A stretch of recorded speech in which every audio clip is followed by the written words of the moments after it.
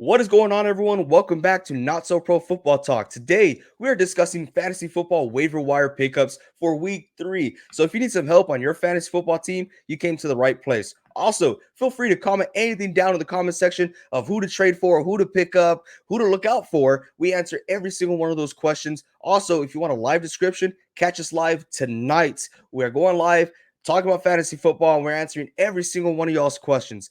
Hope to see you there. Let's get right into it. As always, we start off with quarterbacks.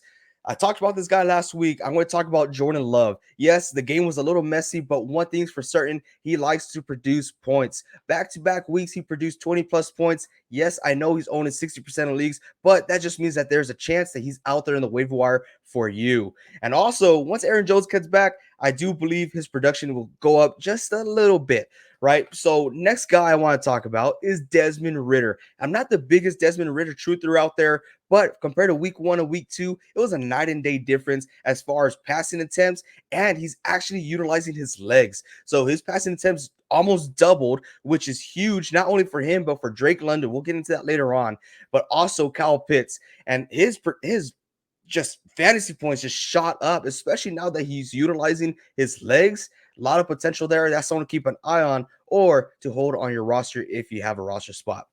I'm going to go ahead and jump into running backs. If you guys want extra positions to look out for, check this out. I make this sheet every single week and I give it to all of the subscribers who are in our Discord. So if you want to join our Discord, the link is in the description down below. Hit that link, completely free. I give this out every single week. So running backs, first one I want to talk about is Kyren Williams. This guy should be on top of everyone's waiver priority list. He is the clear-cut running back one. I don't like the Rams, but Cam Akers, just like last year, seems to have gotten the boot. Kyren Williams will be the bell cow of that offense. Even when Cooper Kupp comes back, it won't make a difference with the running game. Up next, I do have Zach Moss. Yes, Deion Jackson, it was a huge buzz. Zach Moss came in week 2 and tore it up. It looks like the Colts are done playing games until Jonathan Taylor comes back. If he comes back, Zach Moss will be getting 100% of the reps out there in Indianapolis. So go out there, pick him up. That should be second from Kyren Williams. Up next, we did have some big news come out yesterday. So go out there, pick up Matt Breida. Saquon Barkley will be out for Thursday Night Football. Yes, I do know Matt Breida is going up against the San Francisco 49ers, which have a pretty tough defense, not trying to be biased or anything, but he can still produce some points and he's going to be the bell cow of that offense. So go out there, check out Matt Breida, and also Saquon Barkley is considered week to week.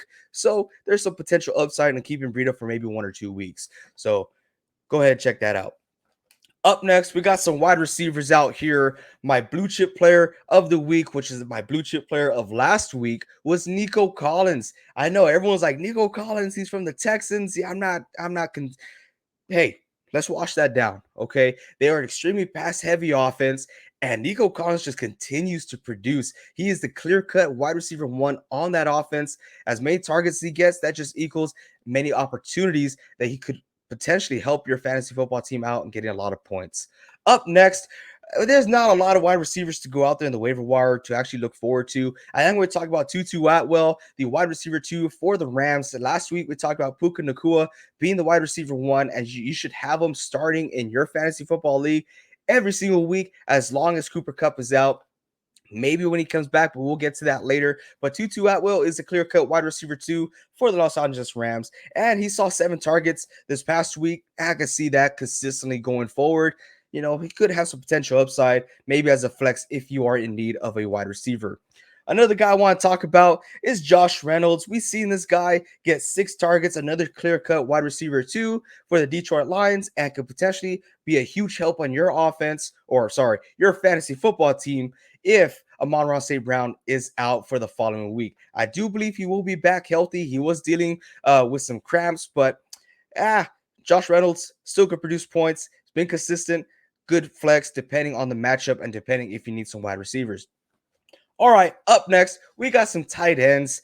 I don't have many tight ends here. This is a very tight end scarce league, but the tight ends that I do have could really help you guys out. I don't know how they're still available. Maybe people just don't have any importance to them.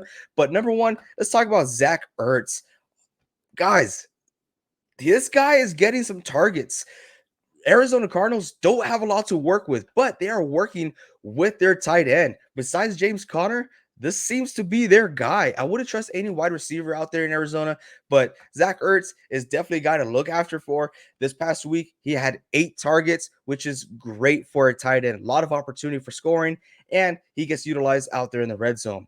Up next, I talked about him last week. I'm going to talk about him again. Hunter Henry. Guys, targets, targets, targets. For tight ends, if they're seeing the targets, you have to look at them in the waiver wire. Pick him up, could potentially help you guys out. I know a lot of guys had a lot of busts this past week. I did for one. I got Higbee on my roster. I should have known better. He was going with against San Francisco. But there's those 2 good guys that you could pick up in the waiver wire. Go find them. They're owned in less than 50% of leagues.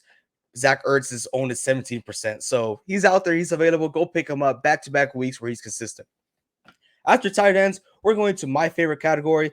I like to stream defenses. I'm not one to hold on to one defense unless it's San Francisco 49ers, but they usually get drafted a lot higher than I like to draft defenses. So I stream. So first one, I'm going with the Jacksonville Jaguars at home against the Houston Texans. I do believe they're going to put up a huge front against Houston and really stop them out there. So go pick up the Jacksonville Jaguars if they're available. Up next is the Patriots visiting the Jets. Aaron Rodgers is gone. Zach Wilson had 3 interceptions last week. It doesn't look that great. Go pick up the Patriots. Up next after that, I have the Kansas City Chiefs at home against the Bears. The Bears are looking to be the worst NFL team out there. I'm not trying to bash on you Chicago Bears fans. I actually have a lot of kudos to you guys. I don't know how y'all do it, but stay true. Up next, I have one more defense to stream, and that is the Pittsburgh Steelers going up against the Las Vegas Raiders. I used to like Jimmy G a lot when he was a Niner, but I know the type of quarterback that he is. And also with Devontae Adams dealing with an injury, also Jacoby Myers dealing with an injury. I don't like their odds. I think we saw Jimmy G have like 2 interceptions last week. I know he had 1 for sure. Go look at the Steelers defense. I think TJ Watt will have a field day there. But that's all I got for you guys today. Like I said, we will be going live tonight with some more fantasy football advice. To hope to see you guys there. Till next time, keep on grinding.